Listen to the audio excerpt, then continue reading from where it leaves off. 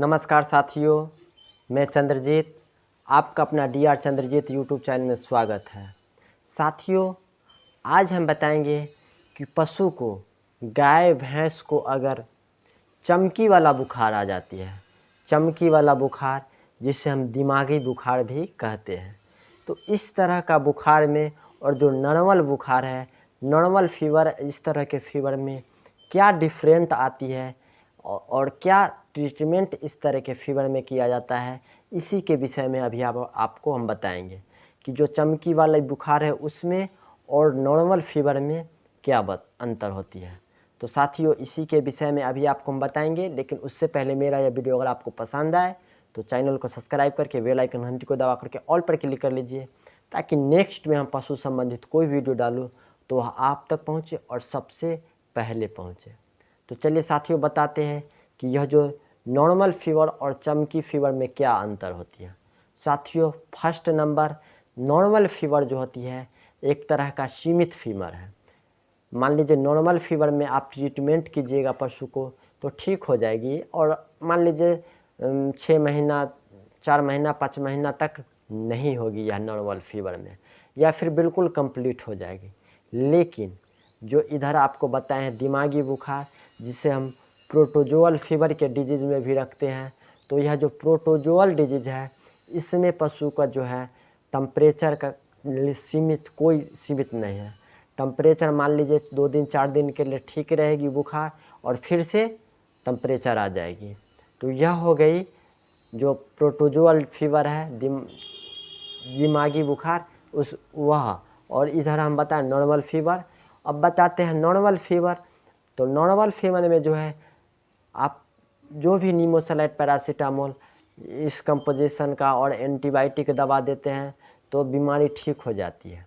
लेकिन यह जो दिमागी बुखार है, जो प्रोटोजोअल फीवर है, इसमें जो नीमोसलाइट, पैरासीटामोल है या फिर एंटीबायोटिक लगाते हैं, वह दवा काम करेगी, कुछ समय के लिए काम करेगी, लेकिन लंबे समय तक आपको इस बीमारी में यह दवा काम नहीं करेगी।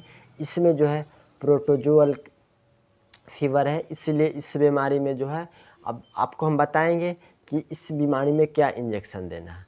यह जो नॉर्मल जो फीवर है पशु का, इस नॉर्मल फीवर में पशु जो है चारा दाना जुगाली करना ही कुछ जब तक फीवर रहती है तब तक ही बंद करती है। लेकिन प्रोटोजोअल फीवर में मान लीजिए कुछ समय के लिए अगर नीमोसलाइट, पैरासीटामोल लगाते हैं तो प्रोटोजोअल फीवर में भी पशु खाएगी, लेकिन 1 दिन 2 दिन के बाद फिर से पशु जब फीवर रिपीट करेगी तो यह खाना बंद कर देगी।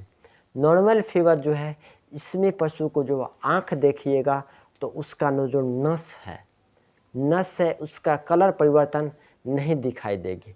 लेकिन प्रोटोजोअल फीवर है, इसमें पशु को जब आप आँख खोल के उसका नस का आकलन कीजिएगा तो नस जो होगा उभरा उभरा और रेड कलर में आपको कुछ दूर से ही रेड कलर दिखाई देने लगेगी। तो आपको समझ जाना है कि यह प्रोटोजोअल फीवर है।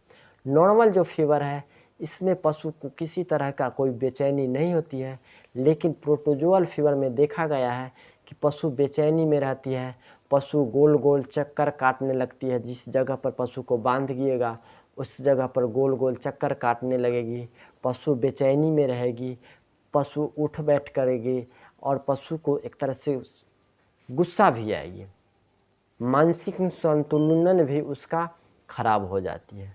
तो यह हो गई नॉर्मल फीवर और प्रोटोजोअल फीवर, दिमागी बुखार में अंतर। अब चलिए साथियों, बताते हैं कि दिमागी बुखार जो है इसमें पशु को क्या देना चाहिए। इसमें पशु को बर्निन नाम का इंजेक्शन दे सकते हैं। इस बीमारी में पशु को प्रोजोमिन नाम का इंजेक्शन दे सकते हैं। इस बीमारी में आप पशु को जो है क्या कहता है सर्रान नाम का इंजेक्शन दे सकते हैं। और यह इंजेक्शन के साथ आपको फीवर का बुखार का इलाज करना है, नीमोसलाइट, पैरासीटामोल लगाना है इसके साथ, और इसके साथ आपको इंजेक्शन भी लगाना है। तब जा कर के आप जो है इस प्रोटोजोअल फीवर, दिमागी बुखार को आप कंट्रोल कर सकते हैं। तो साथियों, यह वीडियो आपके लिए कितना फ़ायदेमंद रहा, नॉर्मल फीवर और प्रोटोजोअल फीवर में अंतर जो हम आपको बताए, यह आपके लिए फ़ायदेमंद रहा कि नहीं रहा, नीचे कमेंट बॉक्स में लिख करके ज़रूर बताइए।